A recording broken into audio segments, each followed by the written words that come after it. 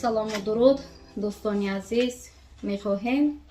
дар силсила наворҳои саргузашт имрӯз саргузашти марди деҳотиеро ки муддати 7 сол аз як пой маҳрум мондаву имрӯз бо як пой зиндагии вазнин дорад қисса бикунем. ин мард Суҳроб Султонов сокини деҳаи Басманда ҷамоати ваҳдати ноҳияи Диваштич аст. ба қавли худи ӯ 7 сол қабл бо корҳои вазнини сохтмонӣ машғул буд ва ба саломатии худ аз сабаби камбизоатӣ ва дасткӯтоҳӣ натавонист эътибори ҷиддӣ диҳад. аммо пас аз хушкидани ду ангушти пой ва дарди шадиди пой онҳо маҷбур шуданд соли 2017 беморро ба беморхонаи марказии ноҳия интиқол бидиҳанд. вақте бемор яъне Суҳробро ба беморхона меоранд, духтурон ба қавли худи ӯ бе гирифтани ташхис яъне анализ ва интизор шудани ҷавоби он ба хулосае меоянд ки ин пой дигар имконияти тавобат надорад ва онро бояд бурид. ба гуфти Суҳроб ва ҳамсараш Гулшода аз соли 2017 то ба имрӯз ин мард 5 маротиба амалиёти ҷарроҳии пойро паси сар кард ки як маротиба дар ноҳияи Диваштич ва 4 маротибаи дигар дар беморхонаҳои шаҳри Хуҷанд ин амалиёт гузаронида шуд. имрӯз Суҳроб Султонови 47 сола маъюби гурӯҳи сеюм аст ва ҳамагӣ 108 сомонӣ нафақа мегирад. мақсади муроҷиати мард ба ин барнома мехоҳад тавассути ин барнома бори дигар масъулини соҳаи тандурустии ноҳия ба вазъи саломатӣ вай эътибори ҷиддӣ диҳанд ва бубинанд ки чаро инсоне ки аз як пой пурра маҳрум аст гурӯҳи якум ё дуюми маъюбӣ не балки гурӯҳи сеюми маъюбӣ аст ва ҳамагӣ 108 сомонӣ нафақа мегирад. инам дар ҳолест ки ӯ ду кӯдаки ноболиғ дорад ва дар як хонае ки мана дар навор маълум аст дар як хонаи бисёр фақиронаву шароити танг ба сар мебарад. ба қавли худи Суҳроб вақте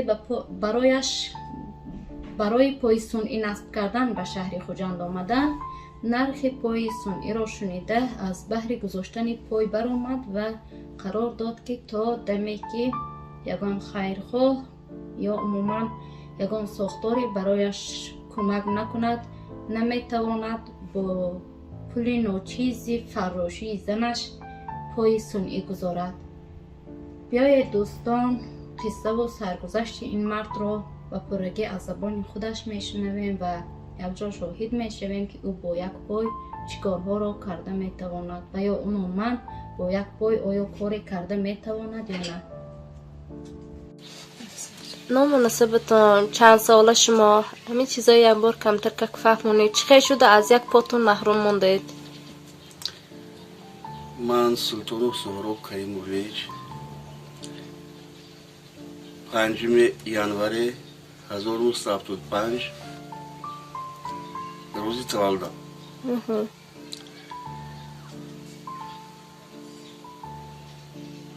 соли 2017 ман ҳамин деҳи худомоба агародоба қаробул будам. бисёр ҳамин рагаштава карда по як бор дар карда буд. дига рагашта натунистам. ҳамин ба беморхонаи ғунче ноҳияи ғунче рафтӣ. онҷо буд табобат барои табобат кардан аз вилояти сӯхт духтура ҷиғ задан омад дид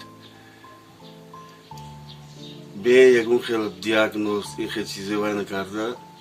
бе узе бе рентген ва ё ҳамту дидани операска кардан ду бор. баъди ҳамин операска по акор монд нимаш аз они пой акор монд. дигар духтурои ғунче ба кавла нагирифтанд. баъд ҳамон духтури ولایت بیمارخونی خودش کاردیولوژی برد. کاردیولوژی برد اونجا با چقدر وقت میخواد تبابت کردن و بدتر شد بهتر نه ورم کرد پو بیکار شد پو سیو شده ورم کردن گرفت این کسلوک گرده بولو بزدن گرفتن گرفت وای دکترم اینی ولایت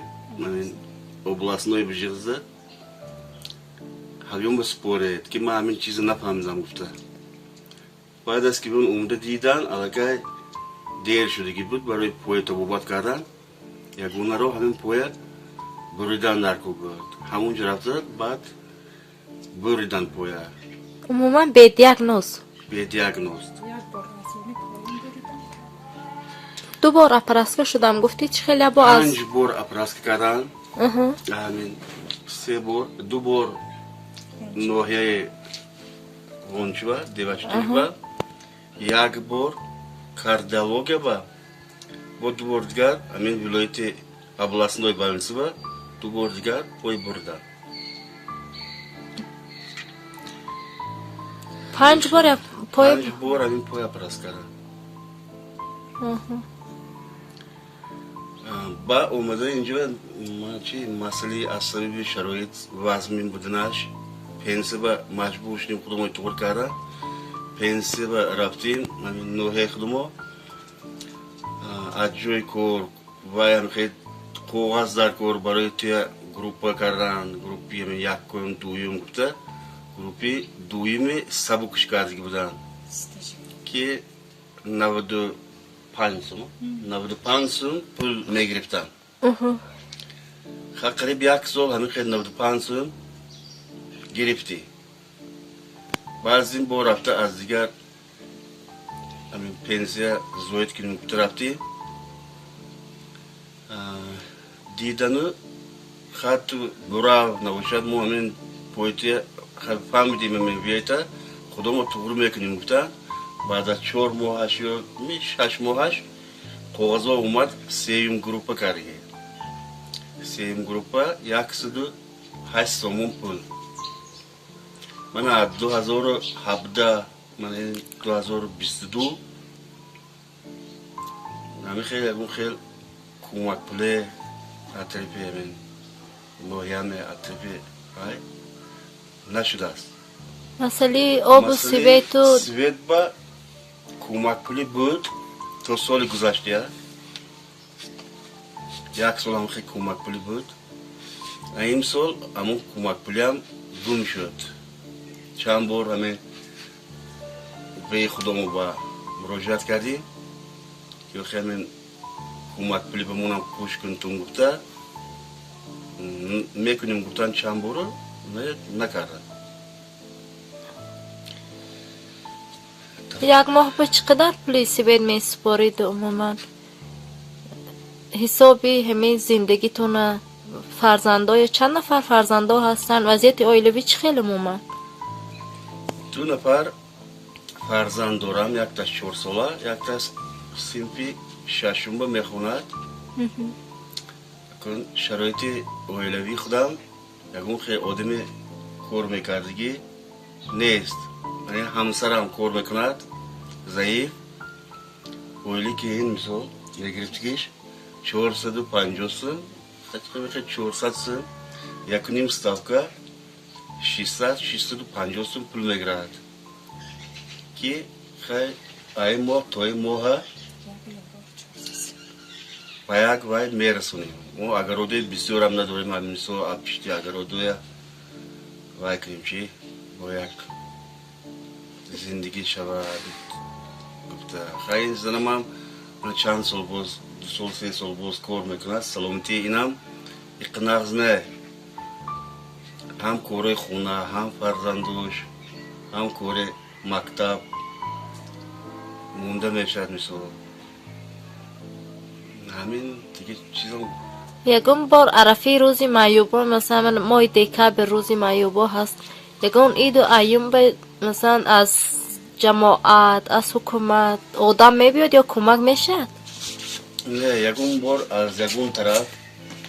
روزی مایوبان روز بیابم من بگم خیلی یاردم نشده است از طرف حکومت آدم اومدگی بودن از طرف خدا ما اومدگی بودن دیدن همه جای سیوم که کردن مثلا وعده کردن که خیلی یاردم میکنیم بوده این 3 ماه شد 2 ماه شد همطور خیلی که اومده دیده بودن یکم خیلی وای نتیجه نشده است خیلی رحمت همین همجورو ما مثل بعضی آدم ها بسیار آدم ها یعنی خیلی یاردم میکنن مثل ماه رمضان روزه یا همین قربانی ها یا از طرف روسیه یک تنیت مسافرها بعضی یاردم میکنن دیگه یکم طرف یکم خیلی یاردم نیست مسئله پای صنعی نصب کردن و ما همین حالت خیلی پسی سر شد شما با مسئله پا موندن هم پریتیز موندن مسئله پراتز ما وای پرسوندن ولایت پرسوندن از ناحیه ما رفتیم همونجا پختکور کوچی پختکور اونجا دیدن همون جایی که خود بردگی سپراوکا بیار که تو پا موندن میشد گفته ما областной больнице رفته همون دکترها سپراوکا پرسیدیم و اون ندادن گفتن که خیلی نیست اون جواب دادن نمیخواهی گفته ندادن گشته اومده این جوی پراتز با فهموندیم که خیلی نمیشه دست گفته و اون امان وای گرفتن بیانات میدون چیز میدون که اگر یکون زبون خواهد که چیز کار که شود من خودم جوابگر گفته اگر خودت همین زبون خطتی با مون میکنیم گفته بعد از 6 ماه 7 ماه با مون توی خبرش میتیم گفته وای کرده 6 ماه وای گذشت خبر ندادن بعد چقدر وقتش همون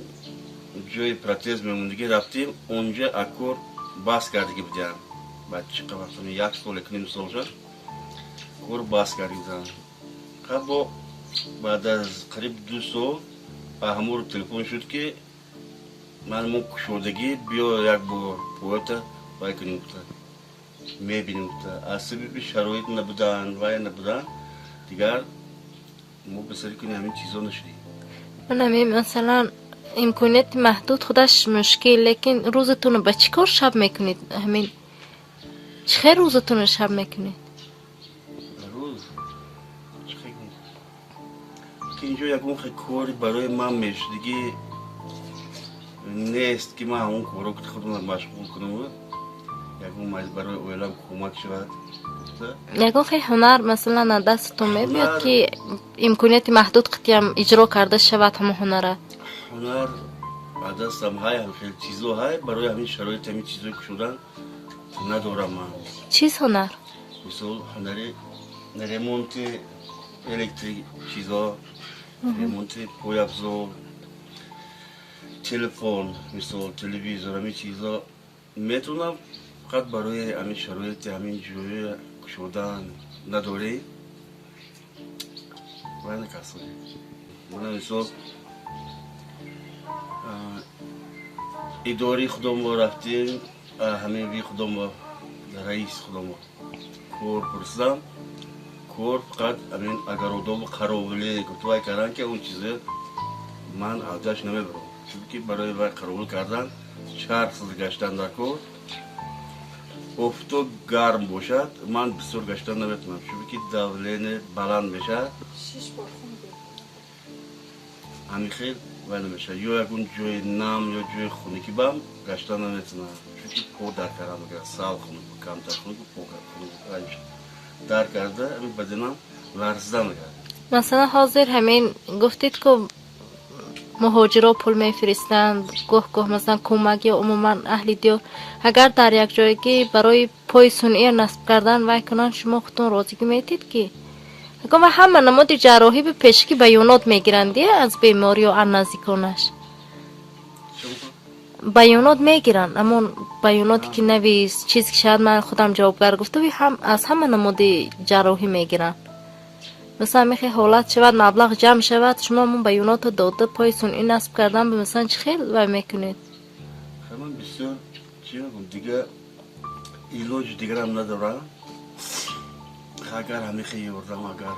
اون طرف باید شود من بسیار خورسند میشم همون خیلی عضو بود بسیار میندور میشم که همه خیلی شود که من اقلا اگون کوروی واسه نوشک کوروی خونگی با اقلا کور کردن تونم یا اگون کور خونو با قروبله یا اگون